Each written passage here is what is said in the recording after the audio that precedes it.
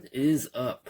So today I am going to open and take a look at the Transformers Legacy Evolution War Dawn 2-pack featuring Erial, and Dion. I believe these characters are from the IDW comics. I am not familiar with these characters. These are pre-War of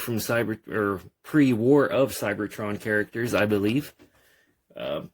Precursors to the Autobots and Decepticons and all that noise. So these are just regular old Cybertronian peoples. Oops. You can see here, we'll take a look at the packaging. As always, on this particular line, we have some excellent artwork on the front here. Got Dion carrying the Energon cube, Erial carrying something.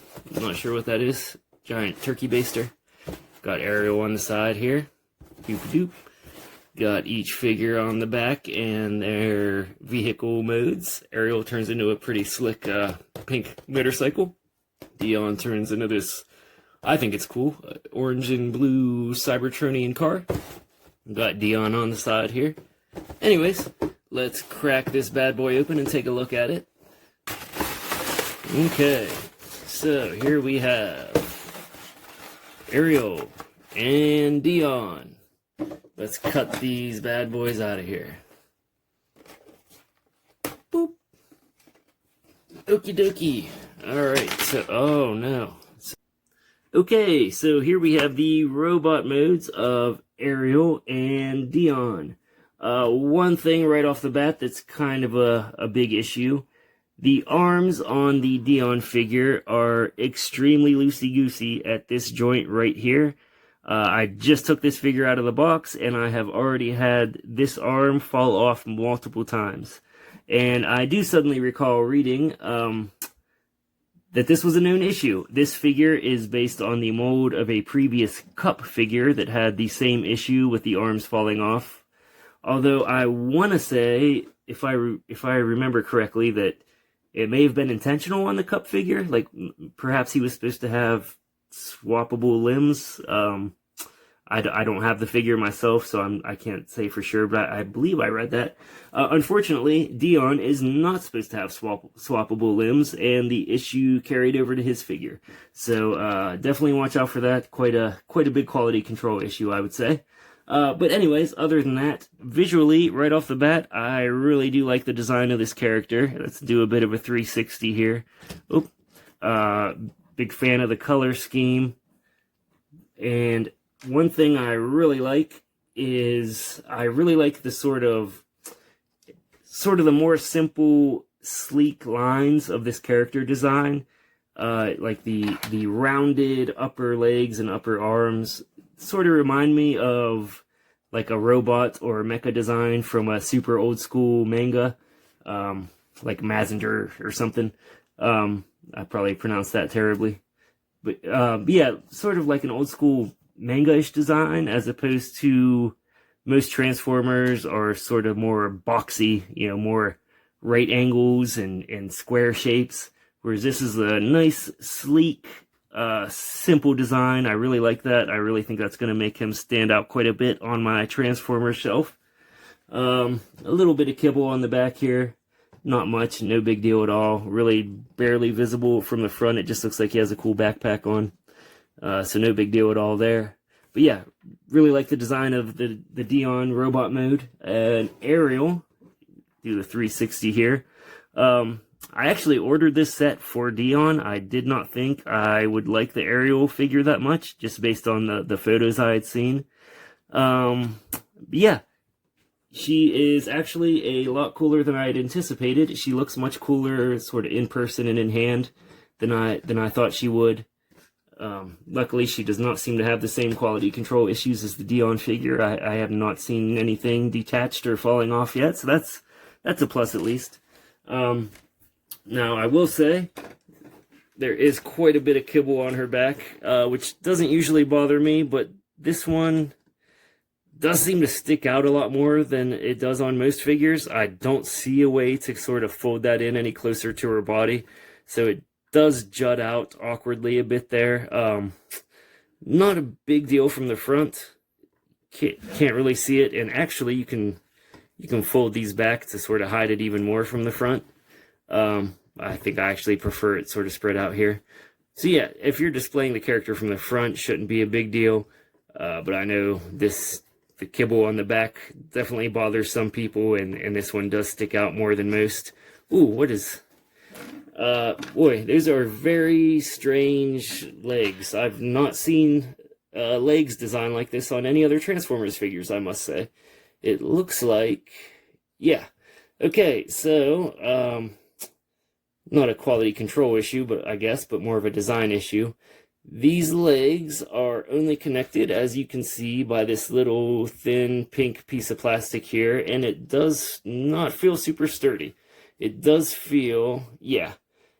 Yeah, I would say if you're going to bend the legs, you have to sort of put pressure right below the joint and bend it that way. It definitely does feel, if you were to sort of hold the leg lower down and try to bend the knees that way, it definitely feels like this little pink piece of plastic here could break pretty easily. It does not feel very sturdy. There is a good bit of plastic on the bottom leg here, mostly hollow, but you know, a good bit of plastic just connected by this one thin little tube here. So not the sturdiest design on the legs. I'm not sure if I'm a huge fan of that. But again, as long as you're being careful, it shouldn't be a big deal. You just have to be careful about how you hold it when you're bending the knees there. Other than that, let's check out the articulation on each of these. So Erial on the head, we've got side to side, up and down. I just noticed Ariel's cool ponytail here. I like that. That's a nice touch. On the arms, let's hold these back for now. We've got the front and back, obviously. They can raise horizontally as high as the shoulder. Elbow. No forearm rotation. There's no forearm joint here to rotate the forearms. Same with the wrists. Hands do not rotate at all. No wrist joint, no forearm joint. Obviously, again, we have the knee joints here. Feet move a little bit. Legs. All kinds of, plenty of range of motion in the legs. You can put those any which way. The waist. Let's take a look at the waist here, because this also feels, I don't know if you can see this, the waist is also just connected by a pretty small piece. So that also doesn't feel, well, actually, it feels a lot more sturdy than the legs now that I'm messing with it. But how I should point out, the waist does not rotate from side to side. You can bend backwards. She cannot bend forward at the waist, and she cannot rotate side to side at the waist. So not quite as much articulation as we see on a lot of the other figures. Oh no, and there goes Dion's arm. Oh, hell's breaking loose. So, I was going to say earlier, actually I think I did say earlier, that I had only had issues with Dion's left arm falling off. But as you can see now, his right arm has now fallen off. But again, you can just pop that back on there. Pretty loose. I would like to take a look at the articulation on Dion, but I don't really feel like dealing with the arms falling off constantly. But I will say, you know, same on Dion. Plenty, the shoulders, the arms you can actually raise as high as you want. Yep. Elbow. Got the joint here to rotate the arm, but that's the one that's very loose. Same as Erial, there's no joint here on the forearm to rotate the forearms, and no joint at the wrist to rotate the hands. Again, you just rotate them with this joint here, but that's the problematic joint that keeps coming apart here. Head, side to side and up and down. Unlike Erial, he can move side to side at the waist. Legs can go any which way you want. Knee joint, a lot sturdier joints on this than on the Erial figure. And the joint here, like on the upper arm, to rotate the legs. And luckily, these feel much sturdier than the same joint on the arms. There we go. As far as accessories, Erial comes with this cool pink blaster here, or silver and pink blaster, I should say. Let's just pop that in one of her hands. Boop. Dion has an orange blaster. Dion also has this, which I'm not entirely certain what it is. A backpack, maybe? But he already has a backpack. Yeah, it looks like a backpack, but I don't actually see anywhere to attach it, and I don't see... I guess you could hold it in both hands. Might be a bit awkward. Yeah, he could hold it. Oh my dear God. Oh, you know what? Maybe this might be for his vehicle mode. This might snap on somewhere once he's transformed into the Cybertronian car, whatever it is. Dion also comes with this little doohickey here, like a little walkie-talkie device, perhaps. The handle is like a translucent blue plastic. Alright, I really like the character designs. Erial, I like a lot more now that I have her in hand than I thought I would when I ordered this set. She looks a lot cooler than I thought she would. Much bigger fan of her design than I had anticipated. Dion, I liked from the get-go. Again, I just really like the sort of more... Compared to other Transformers, his design's a lot more sort of simplistic. You know, a lot of sleek lines and curves as opposed to the blocky right angles that you see on a lot of Transformers figures. So again, I do think that's going to make him stand out quite a bit on my Transformer shelf. As far as the quality control issues, I don't think they're a big enough deal, if I'm being honest, to pass on getting these figures if you think they're cool and might be interested. As long as you're just planning on, you know, posing them, setting them on a shelf somewhere to display and forgetting about them, shouldn't be an issue. You know, obviously when you are posing Dion, his arms are definitely going to fall off a few times. But as you can see, if he's standing still, it's perfectly fine. So, you know, once you pose him and set him down and get his arms reattached, they're going to stay there until you move him again or play with him. Erial, again, the knee joints, the legs, a little less sturdy than I would like, but again, if you're just getting these to display them and set them on a shelf somewhere, that should not be an issue at all. Again, I would just recommend when you bend the knees, just sort of hold it right below the knee here so you're not putting pressure on this thinner piece of plastic that's sort of handling all the pressure of the knee bend there. You just want to hold it closer to the actual joint to make sure that little piece of plastic doesn't break. Again, not quite as much articulation as some of the other figures with the waist not rotating side to side. The kibble is definitely going to be annoying to some people.